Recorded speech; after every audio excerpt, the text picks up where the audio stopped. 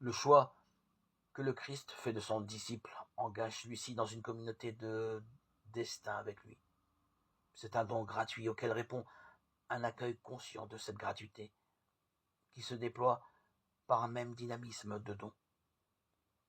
Au travers de l'envoyé, le royaume s'approche, Matthieu 17, et celui qui accueille l'envoyé accueille celui qui envoie. Renier le Christ devant les hommes coupe ce dynamisme de don, isole celui qui, dès lors, n'est plus envoyé. Ce qu'il vit n'est plus porteur du royaume, mais se dissipe dans l'éphémère de ce monde.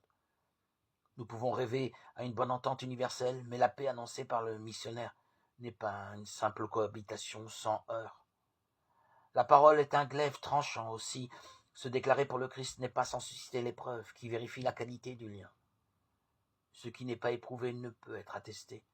Ainsi, notre attachement au Christ nous provoque-t-il dans nos relations, même les liens familiaux peuvent basculer en opposition douloureuse. Alors l'union entre le maître et ceux de sa maison, plus forte que la solidarité familiale, a deux conséquences. Ici-bas, c'est l'esprit de votre Père qui parlera en vous, et devant le Père, le Fils se déclarera pour nous. Une telle union parfaite, dès l'origine du côté du maître, et en chemin du côté du disciple, elle porte la mission, mais elle en est aussi le fruit.